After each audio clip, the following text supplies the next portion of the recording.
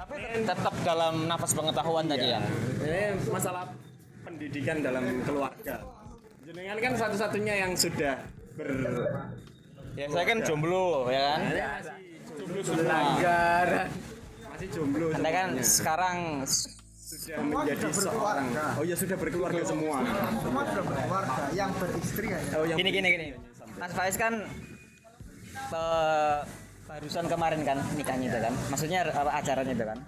Dan sekarang lagi menikmati kebahagiaan karena punya anak yang pertama. hebat sekali kemarin nikah langsung punya anak. Iya dong. Waduh, kapan itu? Lagi masa-masa indahnya itu. Gimana Mas menikah rasanya? Menikah itu kan soal kontrak sosial aja. Wah langsung berat loh. Di antara seluruh konsep pernikahan ya. Iya. Motor mana yang paling cepat?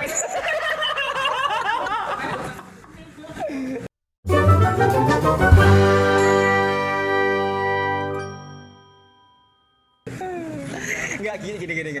Pernikahan itu gimana sih Mas menurut Mas Faiz itu? Konsep pernikahan itu boleh ditinjau dari wilayah sosial culture atau wilayah yang lain? Terserah, monggo. Atau keagamaan juga gak apa-apa. Nah, kalau keagamaan nanti barangkali Mas Rendra bisa menambahi. Ya, konsep spesialis. dia tadi kan keluarga Dia kan dia dan yang lain-lain. SAG kan ya? SAG. Sarjana alam gaib. Keluarga itu ya menurut saya dalam konteks sosial ya sebagai kontrak sosial aja. Dalam kacamata sosiologis loh ya. Kalau dalam kacamata culture ya dia adalah peradaban tertua dari kita apa namanya tadi? Kabilah. Oh, kabilah. Mas mungkin kata kacamata diganti spion saja Mas biar kita semua bisa bercermin. Oh siap. Itu adalah Spion. sampai mana tadi saya sampai lupa. Kabilah. Kabilah. Peninggalan lah situs tertua dari kabilah itu ya pernikahan. Dari kacamata Kata kultural. spion. Dari kaca spion kultural tadi itu. Spionnya itu Honda bebek apa? Apa Honda apa motor gede itu? Astrea. Sponsor Astrea habis ini bayar.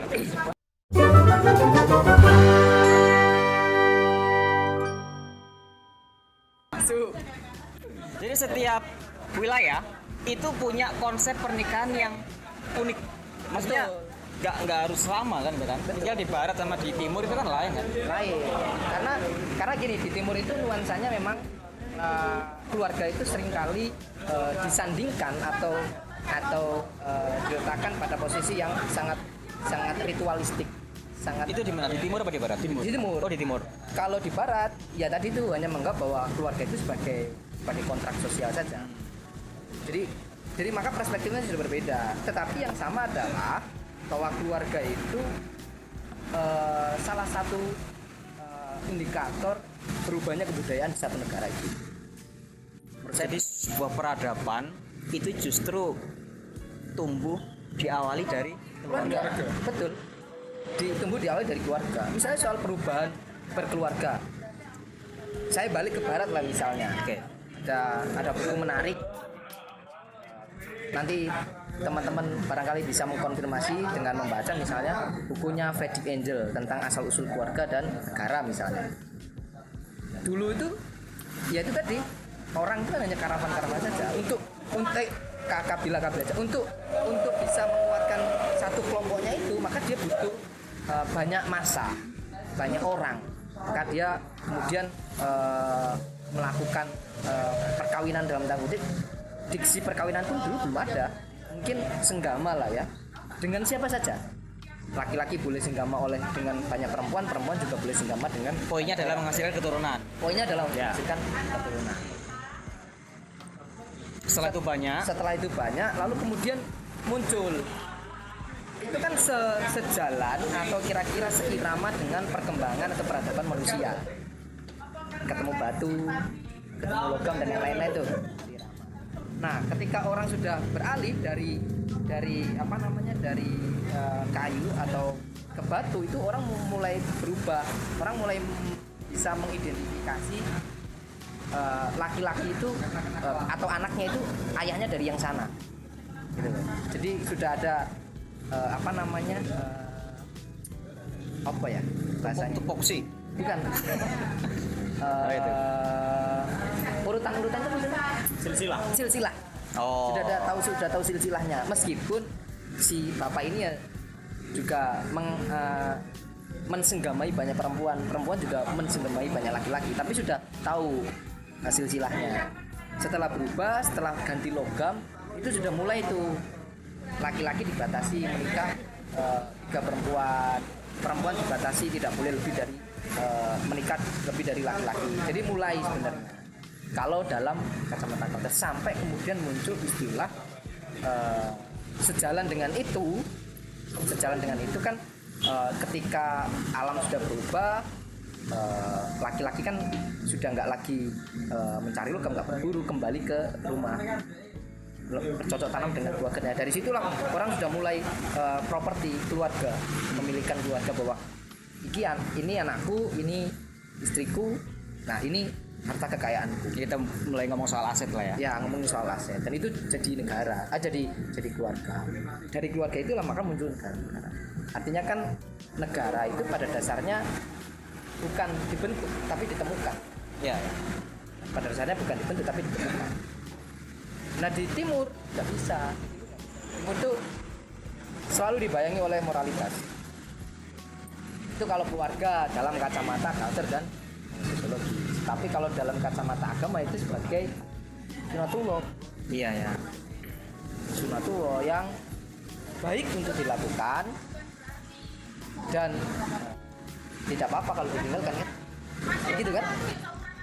Artinya juga ternyata dalam dogma agama pernikahan itu bukan satu-satunya jalan untuk menuju yang transenden. Kira-kira gitu. Iya. Nah nggak tahu kalau sisi agamanya seperti apa dari kacamata Mas Rindra kan? Kalau Mas Jani kan masih lama lah ya. Atau jangan-jangan udah pengen nikah? Gak pengen sih, Udah pengen? tapi gak ada calon. Waduh, sedih sekali. Tapinya itu berarti pakai huruf besar ya, kapital ya. Iya. Berat sih ngomong pernikahan itu. Iya, pernikahan itu berat sekali. Berat karena saya belum mengalami. Tapi ada satu hal yang unik. Ya. Ketika saya mau menikah, dan itu kan harus ada pranikahnya. Ada semacam apa ya?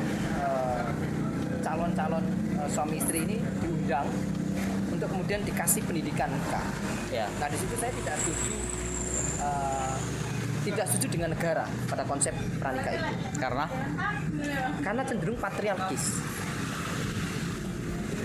Gimana? Selama ini dogma menikah itu kan selalu begini.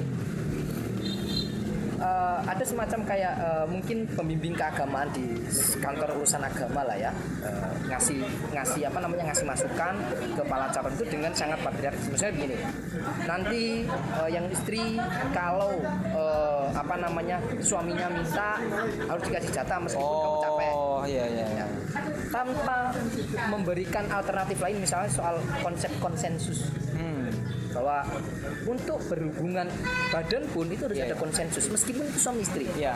Jadi pemerkosaan dalam hubungan rumah tangga juga terjadi toh. Itu marak sekali karena dilegitimasi oleh negara dan dilegitimasi oleh agama. Dan kebanyakan orang ya semacam kayak take it for granted gitu. Semacam oh iya saya setuju dan ketawa-ketawa. Padahal itu isu yang sangat krusial dalam rumah tangga.